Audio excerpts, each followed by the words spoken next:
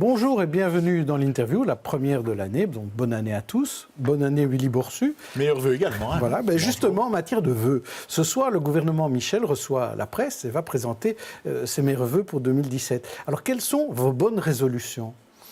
Mes bonnes résolutions, c'est bien sûr dans le cadre de mon investissement de continuer vraiment à soutenir toute une série de priorités, de réformes, de ces changements qui sont de nature à créer de l'activité, à créer de l'emploi et finalement à offrir de l'horizon positif à nos concitoyens. Et j'ai vraiment un souhait personnel, c'est qu'en matière de sécurité, nous puissions vraiment continuer à prendre toute une série de mesures indispensables pour garantir aussi largement que possible la sécurité de nos concitoyens. Alors après avoir présenté les vœux, il y a parfois aussi, comme on dit, il y a les fleurs et il y a les pots. Alors voilà peut-être le pot, c'était le 2 janvier dans Le Soir, le penseur de la NVA, le politologue Bart Madens, a estimé que les ministres libéraux étaient plutôt faibles. Alors je vais vous lire sa citation exacte. « L'EMR me fait une impression très faible, avec des ministres faibles. Charles Michel, c'est plus le terme en ce qui concerne le rayonnement, pas une figure de leader. » Votre réaction ?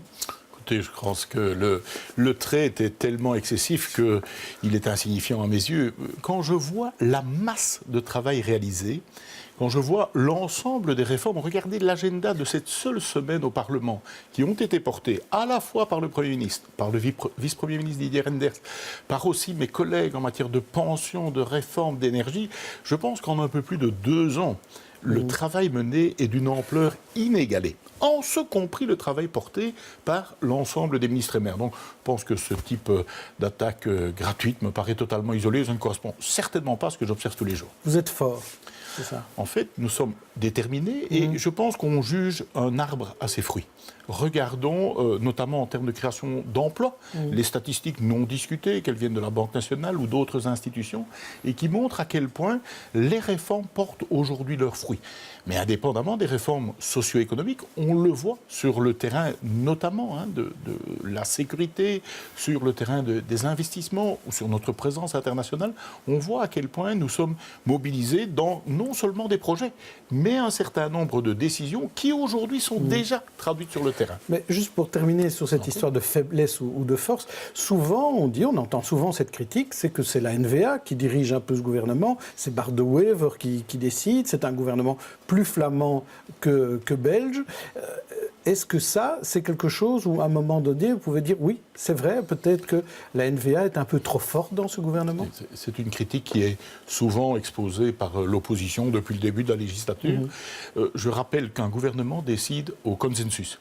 D'autre part, nous avons par ailleurs avec le Premier ministre celui qui est l'artisan des compromis, d'un certain nombre d'avancées dans des dossiers. Donc, à la fois ce compromis qui est nécessaire pour toute décision gouvernementale et d'autre part, le rôle joué par le Premier ministre sont une réponse, me semble-t-il, par excellence à ce reproche récurrent. Mais voyons plutôt la réalité des faits, la réalité du travail mené, me semble-t-il. Non ? Alors, autre mauvaise nouvelle peut-être, vous allez me dire si ça en est.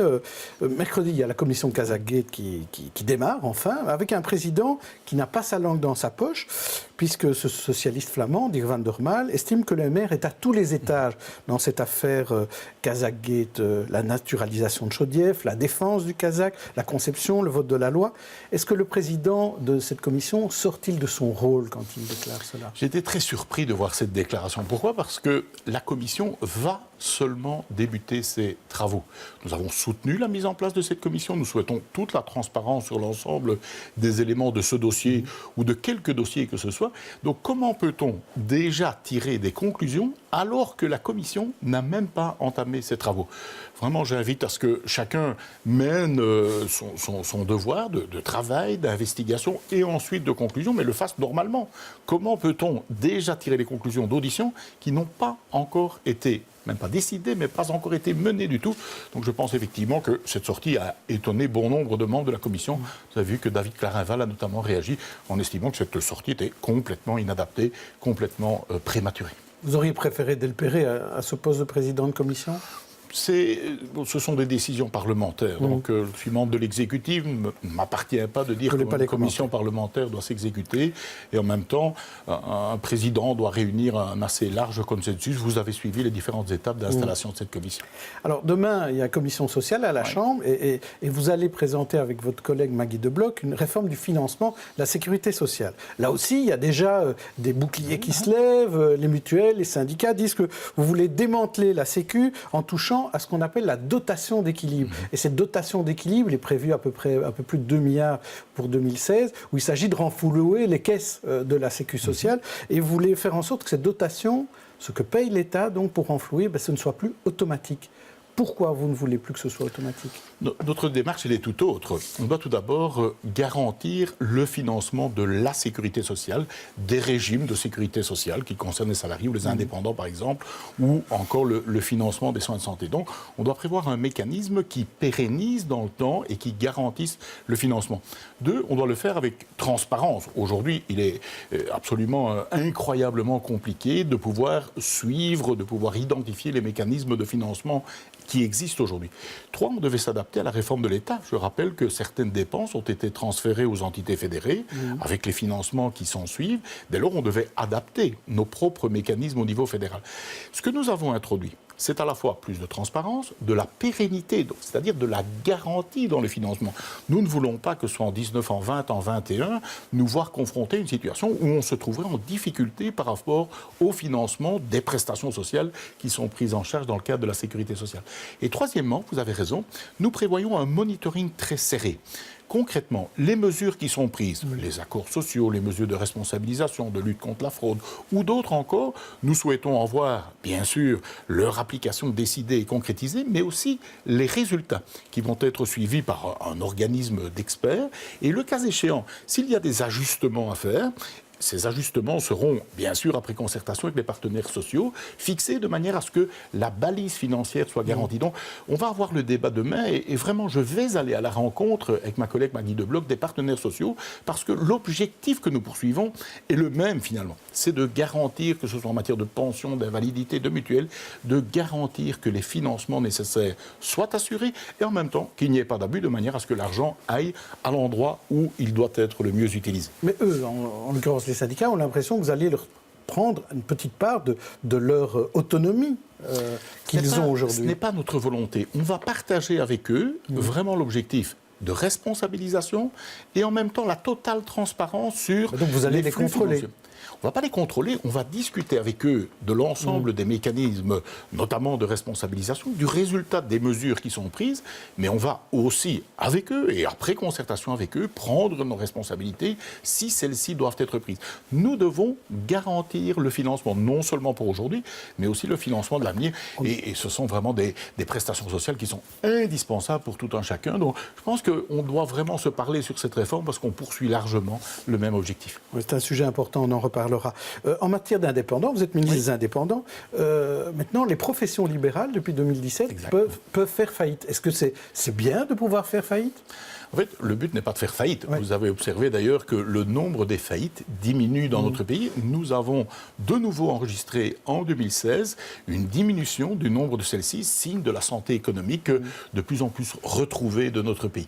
Mais si on est confronté à une situation de faillite, je pense qu'on doit à la fois protéger les créanciers, on doit à la fois protéger celui qui a investi et qui se trouve confronté à une situation qui peut entraîner, du point de vue personnel, du point de vue humain, du point de vue social, une très très grave détérioration. Ça ne touchait pas les professions libérales. Avant, ça ne touchait pas les professions libérales et avec Kuhn Gaines, nous avons décidé d'étendre le dispositif de manière à ce que l'on puisse aussi, si on est une profession libérale, bien évidemment sous certaines conditions, on puisse aussi se trouver confronté à une situation de faillite en bénéficiant aussi, que ce soit pour les créanciers ou que ce soit pour soi-même, des protections que prévoit le dispositif. Mais j'y insiste, d'autres éléments ont été mis sur la table, notamment l'accélération des processus devant les juridictions, le fait d'être pouvoir être libéré plus rapidement de sa situation de faillite, de ce qu'on appelait antérieurement l'excusabilité. L'idée est de dire, offrons une deuxième chance aux personnes concernées. Vous savez, on peut trébucher dans la vie.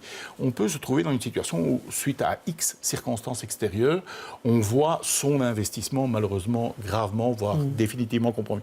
Ça ne veut pas dire qu'on est condamné à ne plus avoir de vie professionnelle. C'est une seconde chance. D'où l'idée d'aider à cette seconde chance, aussi pour les professions libérales. Alors, il y a un grand débat aujourd'hui que vous avez lancé, c'est la modification du système des soldes. Oui. Est-ce que vous avez tellement peu d'idées que vous êtes obligé de demander aux gens de vous en donner, hein? Parce que vous avez dit au public on peut donner son avis, les grandes institutions aussi peuvent les donner jusqu'à fin février. Ça veut dire que vous ne savez pas où vous allez, Willy Boursu? C'est coutume de dire on perd rarement. Et le plus souvent, on ne perd jamais son temps en écoutant les gens. Et d'ailleurs, cet appel que j'ai lancé, qui est toujours ouvert d'ailleurs à travers le site solde votre avis, @fgov.be, etc. Ça, c'est l'adresse mail. Hein. Donc ça, c'est l'adresse mail. Donc cette possibilité de donner son témoignage, que l'on soit d'ailleurs client ou que l'on soit professionnel, a suscité des centaines de réactions. Des centaines de réactions, tant les observations des gens sont nombreuses, à la fois sur la période des pré-soldes, qui, vous en conviendrez, surtout dans le secteur du textile, de la maroquinerie, des chaussures, ressemblent de plus en plus à des soldes sans en avoir le nom. Réaction aussi des commerçants eux-mêmes qui se disent attention, nous avons la concurrence internationale à travers l'e-commerce ou à travers les périodes de soldes des pays voisins, au nord, au Luxembourg, en Allemagne. Et nous avons souhaité non seulement consulter monsieur et madame tout le monde, les citoyens, mais aussi les organisations professionnelles représentatrices des consommateurs, mais aussi des indépendants et des PME. Vous savez, le secteur du commerce est très, très important en termes d'activité. C'est aussi important, les périodes de soldes, en termes de pouvoir d'achat de nos concitoyens. Donc on doit vraiment tenter de prendre la bonne décision. Est-ce qu'il faut déplacer les périodes de soldes, par exemple? Est-ce qu'il faut vraiment... Vous n'avez pas de religion là-dessus? À ce stade, vraiment, je souhaite complètement jouer le jeu de la concertation. Ça n'aurait pas de sens d'aller ouvrir très largement un débat comme je l'ai fait. Et je dois dire que les réactions des gens sont très positives à cet égard. Et en même temps, avoir déjà une opinion quant aux résultats de cette consultation ou quant aux décisions qui seront prises à l'avenir. Et ça veut dire qu'on aura la solution de ces nouvelles soldes, de ces soldes New Look, quand? Déjà pour les soldes d'été ou il faudra attendre les soldes d'automne? Je m'attends à une décision du gouvernement vers le mois de mars, hein, donc après la remise des avis des organes constitués, hein, des organes consultatifs que je viens de citer. Et donc, c'est plus vraisemblablement pour la période des soldes d'hiver que la décision devrait être effective, puisqu'on sait que les soldes sont préparés bien longtemps à l'avance, fournitures, commandes, etc. Donc, il faut évidemment laisser au secteur aussi le temps de s'organiser.